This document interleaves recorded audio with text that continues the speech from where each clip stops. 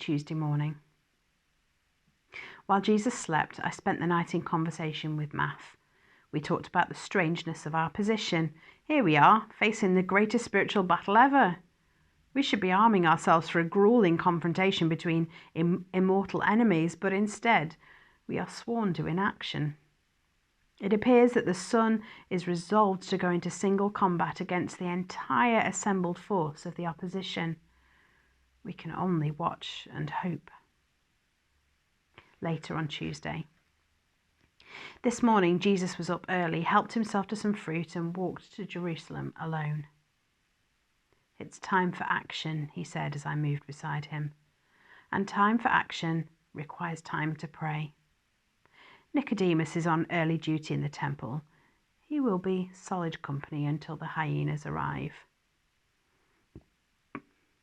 As Jesus strode in through the temple gate, the leader of the opposition was waiting with a smug smile.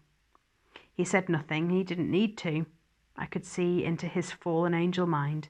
He was gloating and saying, "Welcome to my lair." I wondered what he was able to read in my mind.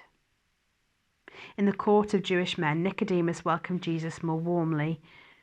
There was about him a small measure of the loving acceptance that Mary had expressed last night, but it was mixed with fear that one of his colleagues might see him in such controversial company.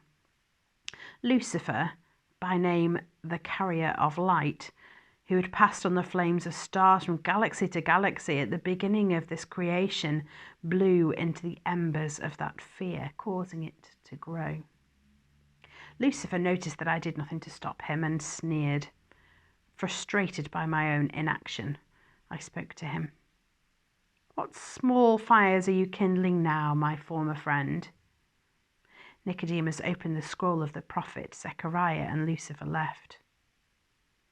"I can't bear all this stuff," he muttered. What he cannot bear is the love that Nicodemus has for my boss. As Jesus prayed, his Father drew close to him, holding him in an embrace that spoke reassurance without words.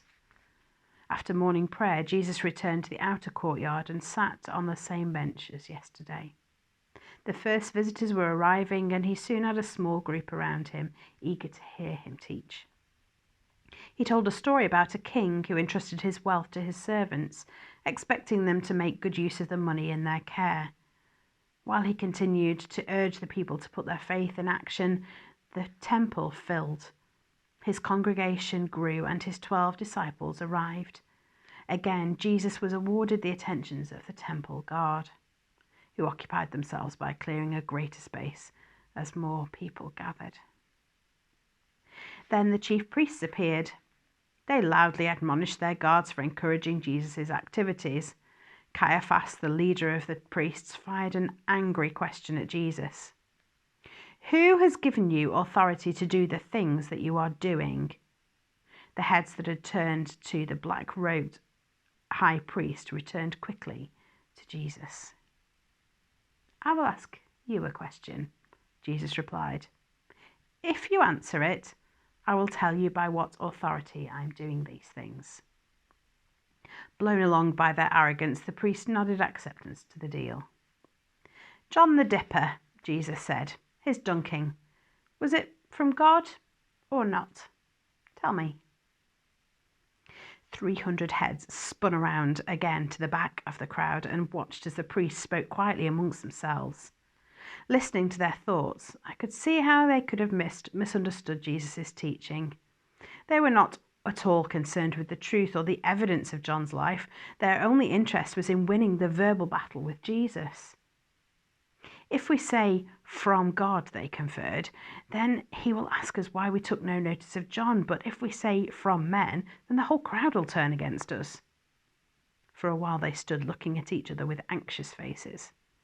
Then Caiaphas spoke up in reply to Jesus. "We don't know." Jesus said, "Then neither will I tell you by what authority I am doing these things." He returned to his teaching with a story of a landowner who let out a vineyard to tenants who assaulted his servants whenever they came out to collect the rent. Eventually, the man sent only his son, thinking that the tenants would show him some respect, but they killed him. The priest knew well enough that Jesus considered them to be the corrupt tenants. They retired to their rooms to reconsider their plans.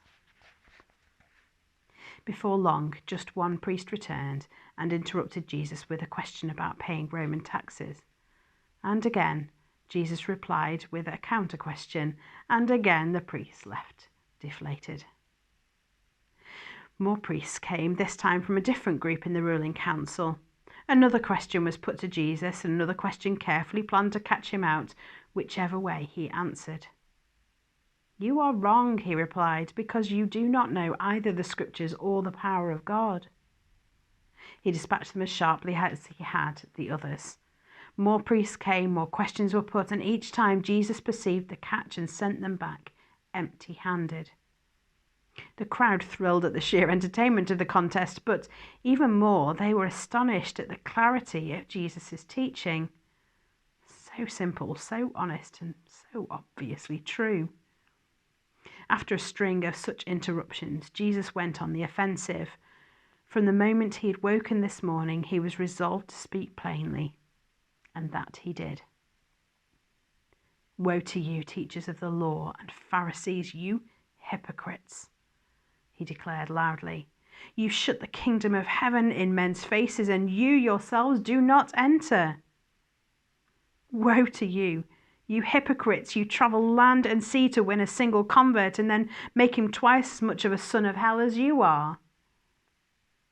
In this fashion, he continued for some while, his final salvo beginning, "You snakes, you brood of vipers, how will you escape being condemned to hell?" The leader of the opposition watched amazed. The son had wrestled the initiative from his grasp and then played it straight back into his hands. If there were any doubts in the minds of the priests that Jesus must die, there will be none now. All they have to do is arrange it.